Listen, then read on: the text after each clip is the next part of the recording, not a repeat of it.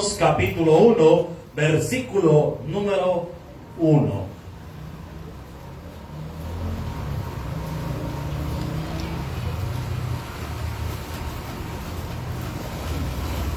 El saludo de Pablo, así le he titulado este mensaje, el saludo de Pablo. Siempre en los saludos paulinos, o de Pablo, como le queramos decir, hay verdades bíblicas. Pablo era muy especial para introducirnos a un tema, puesto que Pablo no empezaba regañando. Pablo comenzaba bonito: amados hermanos, qué bueno que estamos aquí, y después sacaba el corpo, ¿verdad? Porque ese era el modelo de Pablo. Y lo decíamos la semana pasada a manera de introducción, que la epístola a los romanos es la carta más ordenada de Pablo. Y vamos a ver algunas cosas interesantes que encontramos acá. Versículo 1, acompáñame por favor en el capítulo 1. Dice la escritura que se lee en el nombre del Padre, del Hijo y del Espíritu Santo del Señor. Dice la Biblia: Pablo, siervo de Jesucristo, llamado a ser apóstol, apartado para el Evangelio de Dios, que él había prometido antes por sus profetas en las Santas Escrituras. ¿Acerca de quién dice?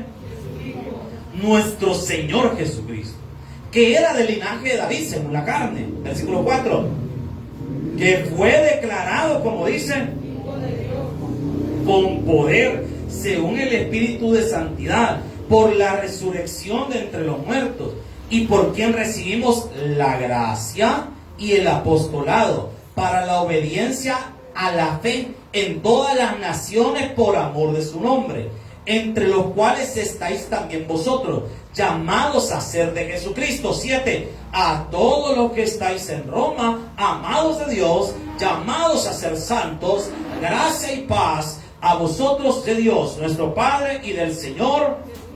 Buen Dios y Padre que estás en los cielos, agradecidos estamos contigo porque esta noche estamos reunidos en este lugar. En tu nombre, Señor, te suplico que hoy hables a nuestro corazón, que atesoremos las verdades bíblicas que están acá, Señor, y que esto, Padre, que vamos a aprender este día, nos fortalezca a todos nosotros en el conocimiento de las Escrituras. En el nombre poderoso de Jesús lo pedimos todo creyendo. Amén y amén. Puede tomar su asiento. La semana pasada vimos la introducción a esta carta. De hecho, si usted nos acompaña esta noche y la semana pasada por algún motivo no pudo acompañarnos, le sugiero que al finalizar este culto usted pueda buscar la introducción a la carta a los romanos, que ya está en nuestras redes sociales, ya se encuentra en YouTube, para que usted pueda seguirnos siempre a través de todas las enseñanzas de su iglesia. Bien, vamos entrando en materia y vamos a ver el saludo de Pablo. Versículo 1.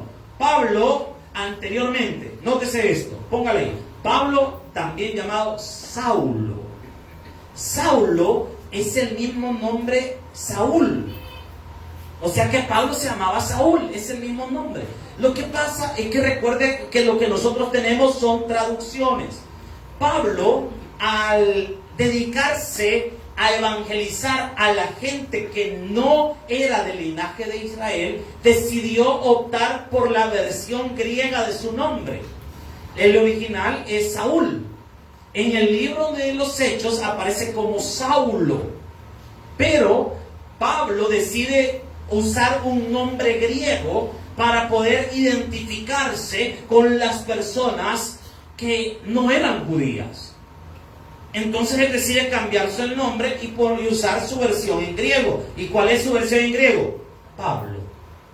Ahora, veamos lo que dice la Biblia. Siervo de Jesucristo. Esto es sumamente interesante, lo hablamos, que la palabra griega ahí utilizada es doulos, y que doulos es el esclavo más bajo. Recuerde que Roma era una ciudad, era una cultura que tenían jerarquías. Arriba estaba el emperador, ese era el todo. De hecho, el emperador mismo se consideraba un dios en la tierra. Abajo del emperador estaban los patricios, y no porque vinieran de Patricio Estrella, ¿verdad? Sino los patricios, que era la nobleza romana. los nobles, los pudientes, eran los adinerados. A ese grupo se le conoce como los patricios. Después, abajo de los patricios estaban los plebeyos. Abajo de los plebeyos estaban los esclavos. Y en los esclavos también había jerarquía. Estaba el jefe de los esclavos y estaba el que estaba más abajo de los esclavos. Pues el que estaba más abajo es el doulos. Y es la palabra que Pablo utiliza para referirse a él mismo. Nótese que Pablo no está diciendo: he aquí el gran apóstol Pablo, el hombre que no sé qué ha fundado tantas iglesias. ¿Verdad que no dice así Pablo? Pablo, siervo.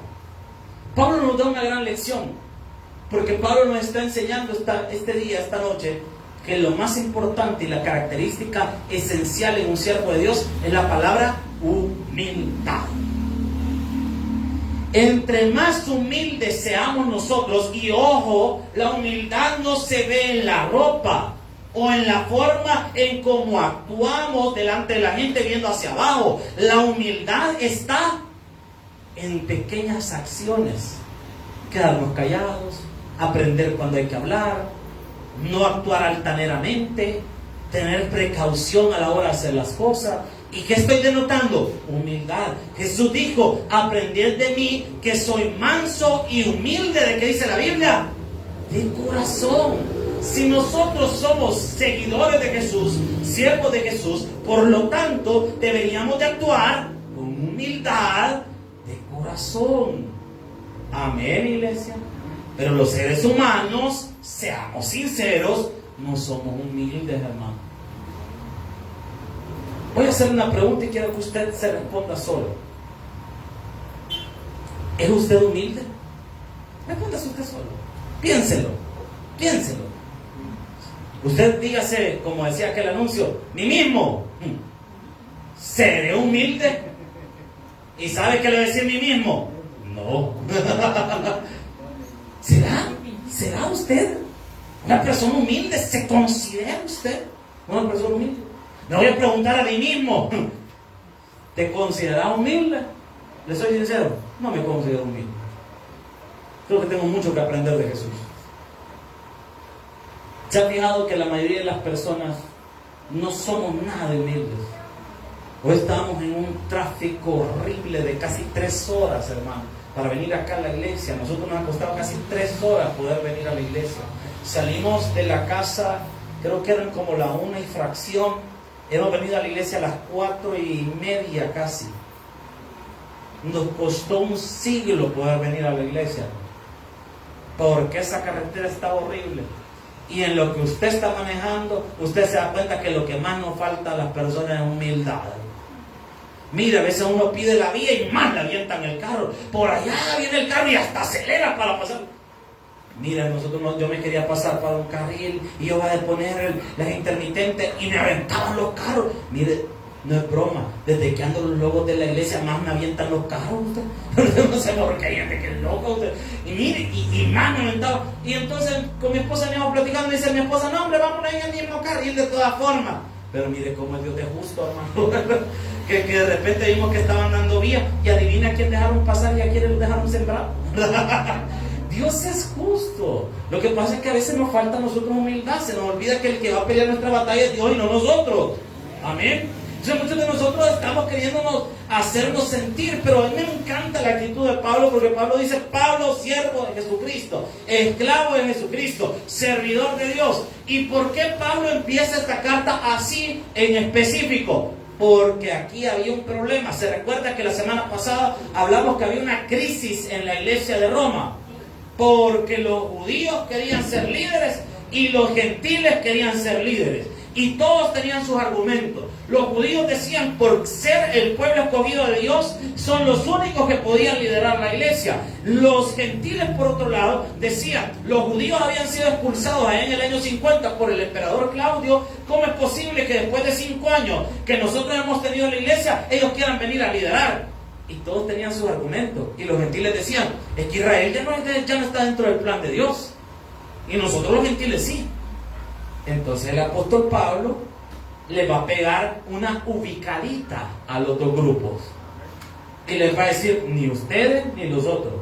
Por eso es que usted va a ver que en el capítulo 1 Pablo enseña que toda la humanidad está bajo pecado. Capítulo 2, capítulo 3. Toda la humanidad está bajo pecado. Y todos hemos sido salvos por los méritos de Cristo, no por nuestros propios méritos. Y cualquier cargo que tengamos en la iglesia es por la gracia de Dios. Y eso no tiene que hacernos sentir hinchados a nadie de nosotros, hermano. Si el próximo año, porque recuerda que el otro año siempre hay cambios de liderazgo y todo un montón de volados en la iglesia, y si Dios a usted le llega a dar un liderazgo, no se va a sentir pechugón después, hermano. Hermano, mire, usted va a ser el encargado de esto. Pesadme el anillo. Ahora la pica. Y lo único que tiene son un par de llaves, pero es el macizo, hermano. Como decía un amigo, dice el pastor, si me permite sacar una llave, que me traiga una carta del pastor donde autoriza que yo le puedo dar esto. Imagínense, aunque usted no lo crea, hay gente que de repente se enferma. Y por eso es que Pablo nos da una gran cátedra. ¿Y qué dice Pablo? Siervo Jesucristo. Y aquí tiene otro detalle. Y dice, llamado a ser apóstol. Y aquí les dije la semana anterior que les iba a explicar por qué Pablo era apóstol. Porque aquí tenemos una pregunta de $1.000.000.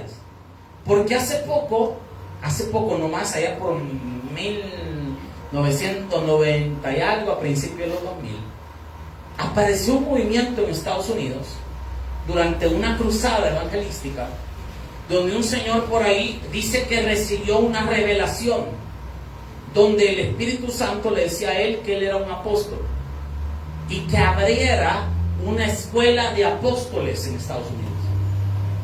No se detiene ahí. Y empezaron, ese día dijeron que las inscripciones quedaban en, no me acuerdo si en $1,000 o en 1,500 para los que quisieran ser apóstoles y se inscribieran en la escuela apostólica de no sé quién, del apóstol fulano tal. Y aunque usted no lo crea, se involucró un montón de gente en el movimiento apostólico y comenzaron personas a decir que ahora eran apóstoles, porque a la gente ya no le bastó llamarse pastor, sino que después dijeron, yo no soy pastor, soy profeta, y el Señor me llamó para ser profeta. Pero ya no le bastó ser profeta, ahora quieren ser apóstoles. Por la módica cantidad de $2,000 y algo usted lo puede nombrar apóstol. Ya va a andar usted con aquel cuernito, aquel señor loco que sale en las redes sociales. O sea, ¿y qué sucede con las personas? De repente esta gente dice, no, es que yo soy apóstol. Pero ¿por qué dice usted que es apóstol? ¿Conoce usted los requisitos bíblicos para un apóstol? Y vamos a ver que el apóstol Pablo lo cumplió. Tenía los requisitos bíblicos para ser apóstol.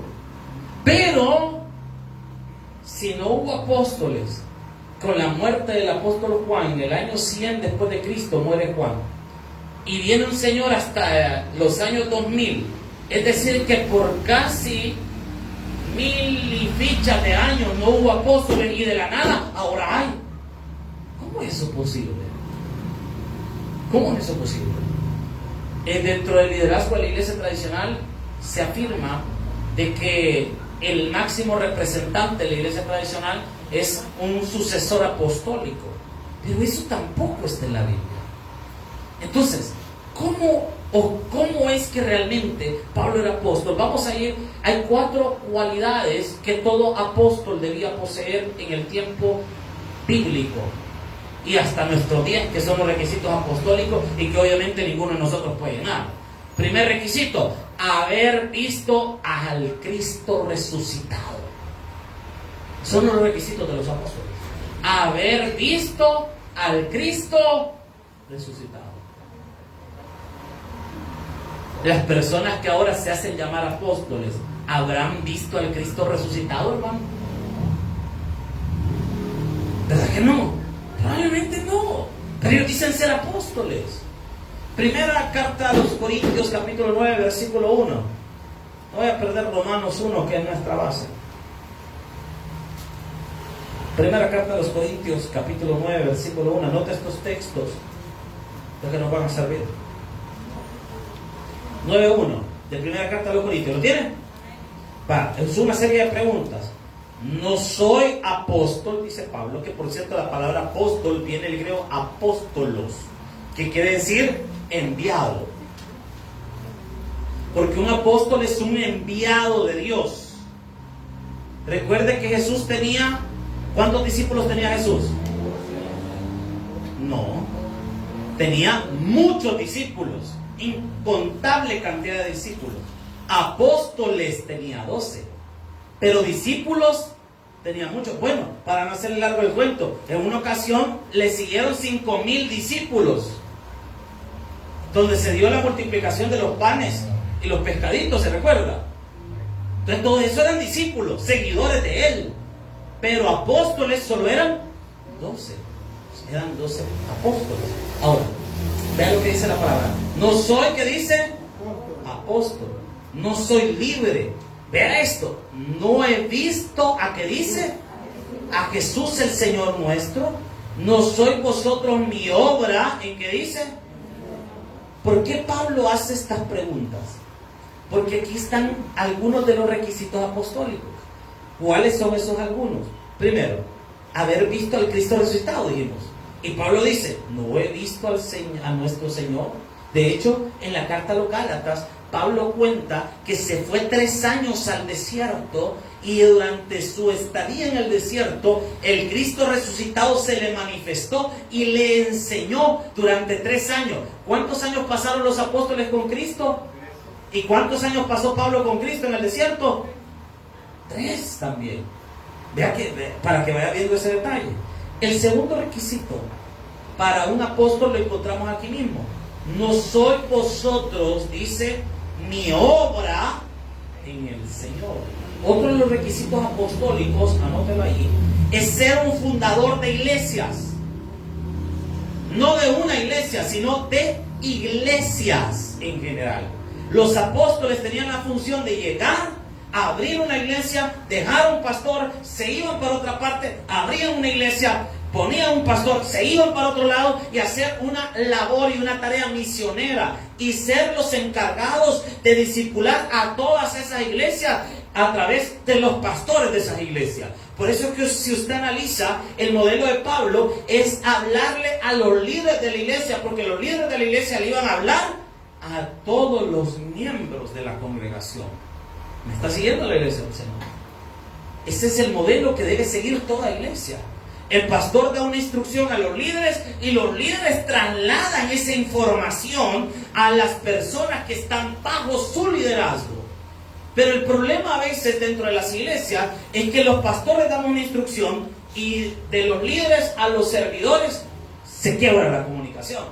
Y ahí ya no estamos hablando el mismo lenguaje. Pero el modelo apostólico nos enseña, los apóstoles trabajaban, desarrollaban las iglesias y después dejaban una persona encargada y después a esta persona le enviaban cartas para discipularle y también de esa misma forma poder guiar a toda la iglesia. ¿Me está siguiendo la casa del Señor? Haber estado con Jesús. Hechos capítulo 1, versículo número 21.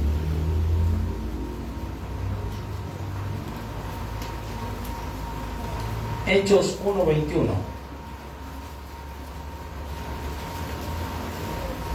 Hechos 1:21. ¿Lo tienen? Vaya, aquí sucede algo y esto es bien interesante. Les voy a contar lo que estaba pasando en ese momento. En el libro de los Hechos, Judas se acaba de ahorcar. Dice la Biblia que se ahorcó, cayó al piso y todas sus entrañas se derramaron. Hay 2 teorías con respecto a la muerte de Judas. Una es que se rompió el lazo y pegó con la cabeza y se le desarmó la cabeza. La otra es que ya tenía muchos días de estar colgado y al caer su cuerpo pues, se rompió y se reventó y todo lo demás. Eso son más o menos lo que le pasó a Judas. Pero aquí nos muestra algo. ¿Verdad que cuando Judas muere no van a buscar a la esposa de Judas para que tome el lugar de Judas? ¿No dicen los apóstoles? Bueno, mire, se murió Judas, hay que buscar a, ¿cómo sería? No sé cómo llamarle, a Judita, ¿verdad? Hay que buscar a Judita para que tome el lugar de Judas, ¿verdad que no pasó así? ¿Y de dónde sacan algunas mujeres la idea de que si se muere su esposo, ellas quedan a cargo de la iglesia. La Biblia no enseña eso, hermanos.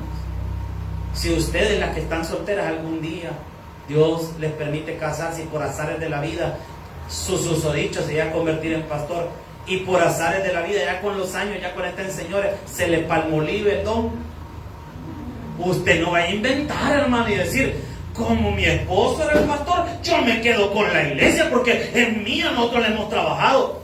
No, Señor, la iglesia es de Cristo, hermano. Quien pagó en la cruz fue Jesús. Si es aplauso por el Señor, eso es todo corazón. Lo que usted debe de hacer, o lo correcto, es facilitarle el trabajo al nuevo pastor. Eso es lo que usted debería de hacer. Y de esa forma usted está honrando el legado de su esposo y del trabajo que hizo usted y su esposo. Ahora, vemos que no buscaron eso. Alguien diría: pero mire, entonces si Judas murió y buscaron otro apóstol, significa que lo mismo está pasando actualmente. Hay que buscar a otras 12 personas que tomen el lugar de los apóstoles. No, ubiquémonos en el contexto. En el contexto, la iglesia ni siquiera había empezado. Entonces, obviamente necesitaban 12 apóstoles, porque eran los que había dejado el Señor. Entonces comienza ese dilema: ¿quién va a ser el sucesor de Judas? Y ahí tenemos un debate teológico, porque ellos terminan escogiendo a alguien que después en el libro de los Hechos no vuelve a aparecer. Pero vemos que al que Dios quería, y eso es lo que la mayoría de teólogos opinan, que al que Dios quería era Pablo, que ese era el verdadero, el 12º apóstol que hacía falta. Pero vea lo que dice la palabra, versículo 21, 1:21, ¿lo tiene? Es necesario pues que de estos hombres que han estado junto con nosotros todo el tiempo que el Señor Jesús entraba y salía entre nosotros. Ojo, o sea que los apóstoles tenían que haber estado con Cristo, comenzando desde el bautismo de Juan hasta el día que entre nosotros fue recibido, que dice: uno se ha hecho testigo con nosotros en su resurrección. O sea que también debe ser testigo del Cristo resucitado.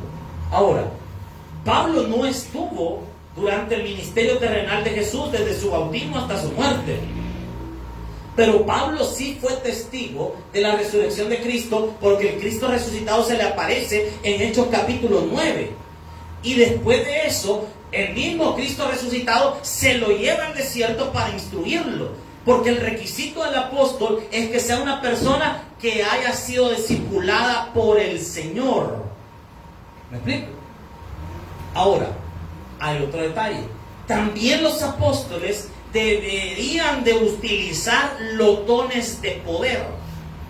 Recuerde que los dones del Espíritu Santo se dividen en dos: dones de edificación y dones de poder. Los dones de edificación son, por ejemplo, el don de la enseñanza. Ese es un don que edifica la iglesia, y de hecho es el don que todo pastor debería tener: el don de enseñar la palabra de Dios, porque hasta eso es un regalo de Dios, fíjese. No cree usted que cualquiera puede enseñar la Biblia, sino aquellos a quienes Dios les ha dado la capacidad y el don para enseñarla. ¿No se ha percatado que hay gente que a veces cuando predican de un solo lo duermen a uno? Que de repente, abramos nuestra Biblia. Mire, yo tuve un maestro en teología, lo peor que lo teníamos la clase a las 2 de la tarde del sábado, pero una voz tan arrulladora que de repente estamos en clase: muy buenas tardes, iniciamos la clase de este día. Imagínese usted 2 horas oír a alguien hablar así. Ya como eso de las 2:30, todos le estábamos diciendo amén a todo. Mire, para serle sincero, me le dormí un par de veces. Y sabe que hasta manera de broma decía el hermano: a mí me gusta ver que Byron refleja la paz del Señor, ni ronca el hombre cuando se duerme. Porque mira, todos nos dormían, hermano. Pero a lo que voy, hay otros que tienen una capacidad para captarle a uno la atención. Son personas que usted de repente las escucha y usted tiene ganas de seguirlas oyendo, pero no es que sean buenos para predicar y que sean grandes salsas, no, hermano, es el don de Dios que está en ellos, que Dios se los ha puesto para que edifiquen a la iglesia. Es un don, enseñar es un don y no todos lo tenemos, hermano. Por eso es que la enseñanza pública es trabajo del pastor de la iglesia, porque se supone que el pastor de la iglesia tiene el don de la edificación de la enseñanza. Este es el don de servicio y otros dones relacionados a la edificación del cuerpo de Cristo. Pero los dones de poder, esos son otro pisto. Los dones de poder son esas acciones sobrenaturales. Dice la Biblia, bueno, y canta también una alabanza. No era la sombra, ni tampoco Pedro. ¿Lo he escuchado? ¿Qué decía que pasaba cuando Pedro caminaba? La gente se sanaba. Pero no era Pedro, era el don de sanidad operando en Pedro por la obra del Espíritu Santo. ¿Me está siguiendo? Y esos dones de poder los tenían los apóstoles y los profetas. Segunda carta a los Corintios, capítulo 12, versículo 12. Segunda carta a los Corintios, capítulo 12, versículo número 12. 12, ¿lo tiene? ¿Lo tiene, iglesia? Dice la Biblia, con todas las señales, ¿qué dice? De apóstol. ¿Cuáles son las señales de apóstol? Las manifestaciones de los dones de poder, entre ellos el don de lengua, el don de profecía, los dones de sanidades. Esos son los dones de poder, las acciones milagrosas que hacían los apóstoles. Los apóstoles hacían, pero también al final de los días de los apóstoles vemos que también ellos perdieron parte de estas capacidades. Pero vea lo que dice la Biblia. Con todas las señales de apóstol han sido hechas entre vosotros en toda paciencia, por señales, prodigios y ¿qué dice? Milagros. Y milagros. Y dice el 13. ¿Por qué? ¿En qué habéis sido menos que otras iglesias? Sino en que yo mismo no os he sido carga. Perdonadme este agravio. Es que aquí Pablo está peleando de nuevo con los corintios, porque sabe que de todas las iglesias, la iglesia que no apoyó financieramente a Pablo fue Corinto. Que Pablo tuvo que tomar una decisión y muchos se equivocan en el motivo de Pablo de esa decisión, porque dicen, miren, si Pablo no vivía de la iglesia, Pablo trabajaba para no cargar a la iglesia. Pero fíjense que no es así el contexto. Es que la iglesia de Corinto no le quería dar nada a Pablo, ni dar dinero para que la iglesia funcionara. ¿Y sabe qué tuvo que hacer Pablo? Irse a trabajar y hacer tienda. Por eso es que dejó la iglesia en manos de Apolos. Y Apolos hizo un gran relajo en la iglesia. Por eso es que usted lee la primera y la segunda carta a los Corintios, hay un gran relajo en la iglesia. ¿Por qué? Porque Pablo no está. Pablo se tuvo que ir a trabajar, porque entonces de qué iba a comer el hombre, ¿verdad? ¿Y cómo iba a ser? Entonces los de Corinto habían hecho un gran relajo. Y por eso es que Pablo aquí está peleando con ellos. Y les dice, miren señores, si ustedes que dicen que les hace falta, si yo he sido un apóstol para ustedes, he hecho milagros en medio de ustedes, les he mostrado el poder del Espíritu Santo. Eso es lo que Pablo está diciendo a la iglesia de Corinto. Ahora, 4 señales dijimos: haber visto al Cristo resucitado, ser fundador de iglesias, haber estado con Jesús y señales y prodigios. Si una persona actualmente dice ser apóstol, pero no ha visto al Cristo resucitado, no es un fundador de iglesias, no estuvo con Jesús y no hay señales y prodigios, es un falso y mentiroso. ¿Aló? ¿Estamos acá? Ahora, volvamos a Romanos. Volvamos a Romanos. Vean lo que dice la palabra. ¿Estamos aprendiendo, iglesia? Dice: llamado a ser apóstol, apartado para el evangelio. Mire, una de las cosas que Pablo tiene muy claras es su llamado. Y me llega. Porque Pablo tiene claro su propósito. ¿Y cuál es su propósito? Ha sido apartado para predicar el Evangelio. O sea que la labor principal de la iglesia, hermanos, ¿cuál es? Predicar el Evangelio. ¿Qué es lo que las familias necesitan escuchar para que sus vidas sean transformadas? El Evangelio. ¿Qué es lo que los jóvenes que hoy están delinquiendo en las calles? ¿Qué es lo que esas personas que hoy quizás están guardando sentencia en un penal? ¿Qué es lo que necesitan escuchar? El Evangelio. ¿Qué es lo que nuestra familia necesita escuchar? El Evangelio. Hermanos, para que sus hijos sean obedientes, ¿qué necesitan oír? El Evangelio. ¿Se da cuenta que el Evangelio es lo más importante? Cuando su matrimonio no esté funcionando, exponga su matrimonio al Evangelio. Cuando sus hijos no estén queriendo hacer las cosas bien, expóngalos al Evangelio, porque el Evangelio transforma la vida de los seres humanos. Y vea lo que dice la palabra, versículo número 2. Que Él había prometido, nótese que viene hablando de Dios y de nuestro Señor Jesucristo. Dice que Él había prometido, ¿qué es lo que había prometido? El Evangelio. Por sus profetas en las santas. Fíjese que Pablo, cuando se refiere a las santas escrituras, no está pensando en el Nuevo Testamento, puesto que en el tiempo en el que Pablo escribió esto, el Nuevo Testamento todavía no estaba escrito.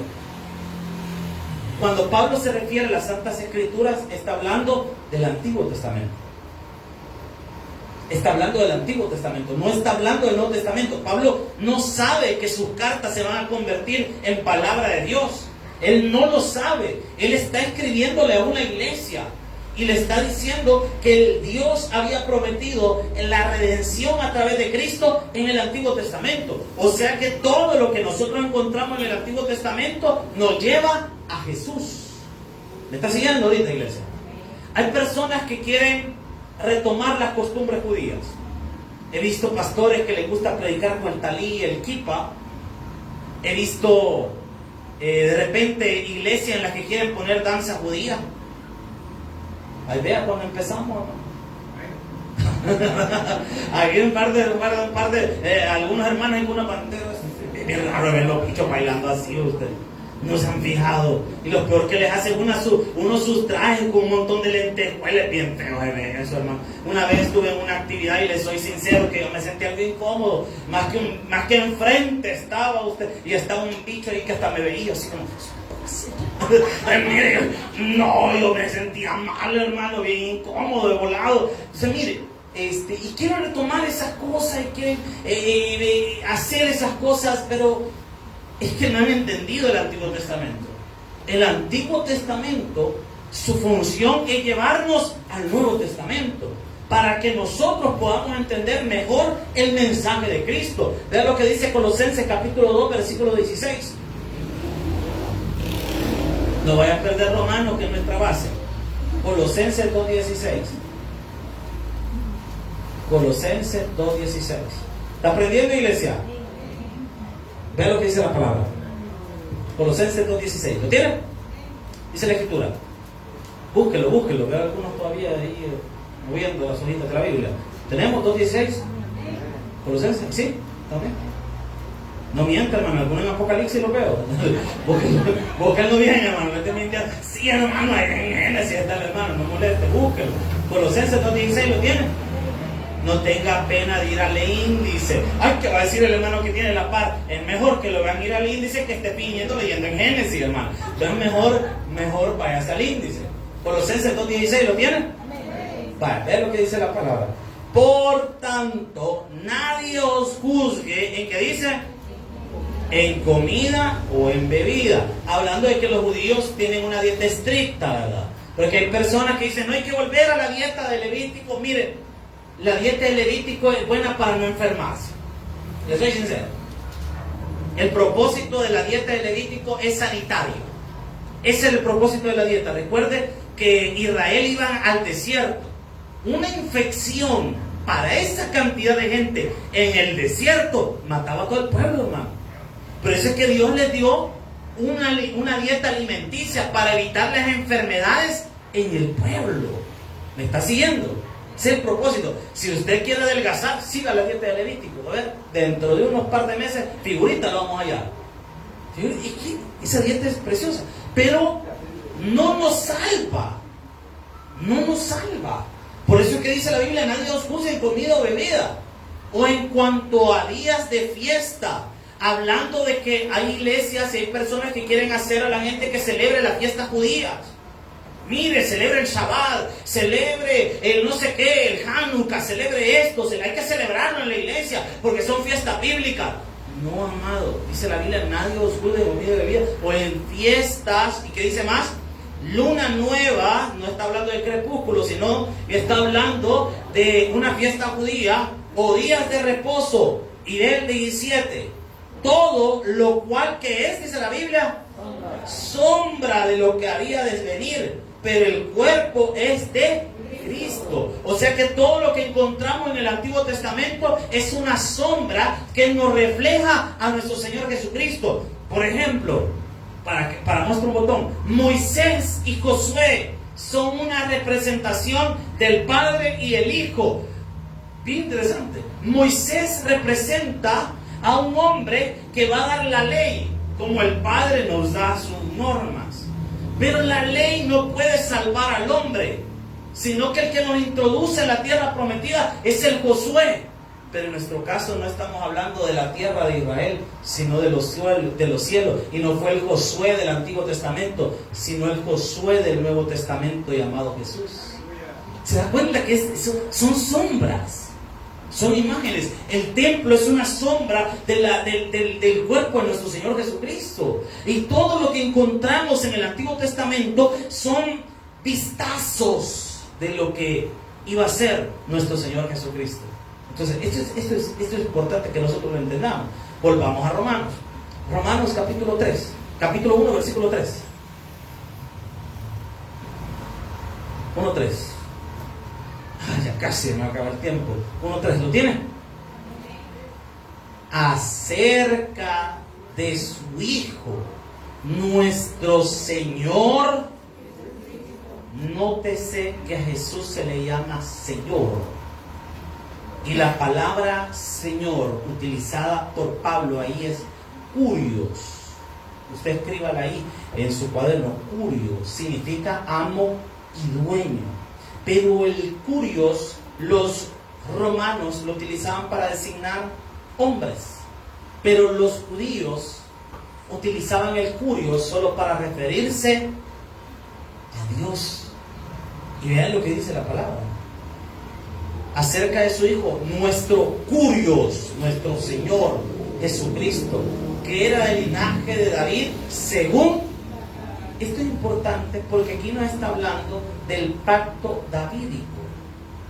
La promesa hecha a David de que de su descendencia iba a haber un rey eterno para Israel.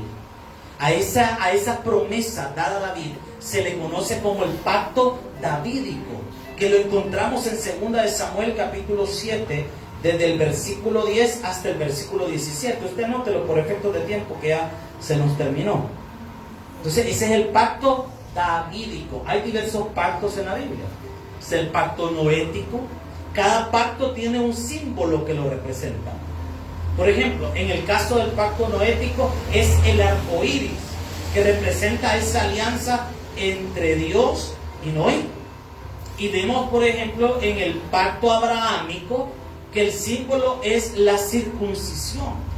Entonces, cada pacto tiene un símbolo. Para el pacto davídico es un trono, pero ese trono no es para David, ese trono es para Jesús, quien según la carne vendría del linaje de David. Y nosotros vemos tanto en la genealogía de Jesús, que está en Mateo, que esa que está en Mateo es la genealogía de José, el padre adoptivo de Jesús, llamémosle así. Usted póngale ahí en Mateo capítulo 1, en la genealogía, usted póngale genealogía por el lado de José. En el lado de Marcos capítulo 1, si no me equivoco, encontramos otra genealogía. Si me equivoco, corríjame. Encontramos otra genealogía, pero esa genealogía viene del linaje de María. Ambos, José y María, eran descendientes de David por diferentes líneas, pero llegaban a David ambas líneas, diciendo que Cristo es descendiente del rey David y por lo tanto el heredero al trono de Israel. ¿Estamos acá? Y finalizo con esto porque el tiempo se nos ha ido rapidísimo. Dice el versículo 4, que fue declarado Hijo de Dios con poder, según el Espíritu de santidad. ¿Y cómo fue declarado Hijo de Dios? Por la resurrección de entre los muertos. ¿Y qué recibimos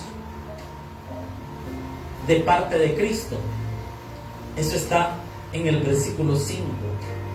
¿Por quién recibimos? El que dice, solo esta palabra es suficiente.